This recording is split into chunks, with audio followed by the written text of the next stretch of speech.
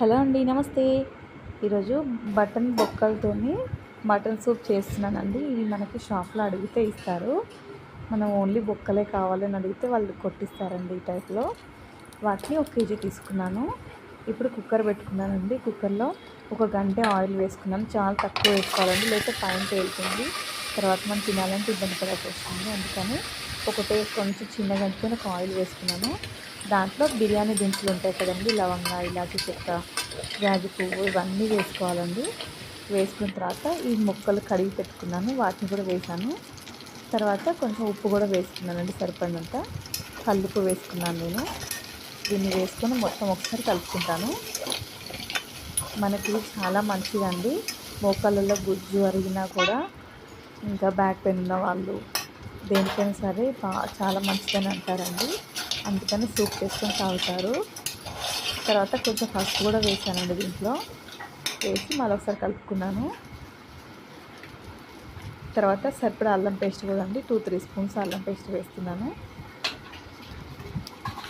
ఇది కూడా వేసి ఒకసారి కలుపుకుంటాను. నేను కొంచెం తక్కువ అండి, మసాలాలైనా కారమైన ఏవైనా సరే, అందుకే కొంచెం కొంచెం వేస్తున్నాను. మీరు చూసి మీ సరిపడంతా మీరు వేసుకోండి. కారం కూడా 1 స్పూన్ వేసానండి.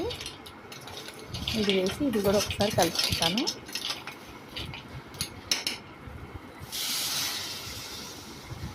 కొంచెం పచ్చి వాసన పోయిన తర్వాత వాటర్ పోసుకోవాలండి. ముక్కలు మునిగే వరకు పోసుకోవాలి వాటర్.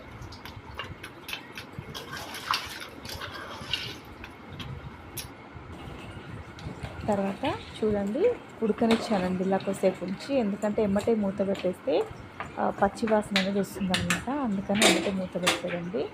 ఇప్పుడు ఉడికింది కదా, ఇప్పుడు ముక్కగా మూత పెట్టుకుంటాను. ఒక 10-15 తర్వాత 8 విజిల్స్ రావాలండి.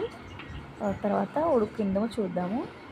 బొక్కల సూప్ తాగడం వల్ల మనకి కాల్షియం అందుతుందండి. చిన్నపిల్లలకి ఉప్పు కారం లైట్గా వేసుకొని పెట్టొచ్చండి. హెల్త్కి అయితే చాలా మంచిదండి ఇది. ఇప్పుడు ఒక టమాటా, ఒక పెద్ద ఉల్లిగడ్డ అండి, 2 కలిపి మిక్సీ పట్టాను. ఒక టమాటా వేసానండి, ఎక్కువ వేయలేదు. మీకు నచ్చితే మీరు వేసుకోండి. 2 కలిపి మిక్సీ పట్టి వేసుకున్నాను. ఎందుకంటే ఇది గ్రేవీ చిక్కదనం కోసం అన్నమాట, సూప్ లాగా ఉండాలి కదా, అందుకని. ఇంకా మీకు నచ్చితే జీడిపప్పు వేస్ట్ అట్లా వేసుకోవచ్చండి. ముక్క కూడా ఉడికిపోయిందండి. చూడండి, సూప్ చిక్కగా అయింది కదా. ఈ విధంగా ఉడికించుకోవాలి. తర్వాత కొద్దిగా మీట్ మసాలా వేస్తున్నానండి. మీ దగ్గర ధనియాల పొడి ఉన్నా, గరం మసాలా ఉన్నా, ఏది ఉంటే అది వేసుకోండి.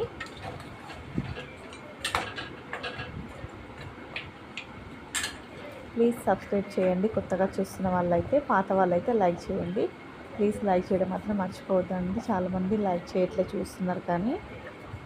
ఇప్పుడు కొత్తిమీర కూడా వేసుకున్నానండి. అంతేనండి, అయిపోయిందండి. మీరు కూడా ట్రై చేయండి. మీకు ఎలా వచ్చిందో కామెంట్ బాక్స్లో కామెంట్ చేయండి. చూడండి, చిక్కపడింది కదా. మటన్ సూప్ రెడీ అయిందండి. ముక్క కూడా మెత్తగా ఉడికిపోయింది.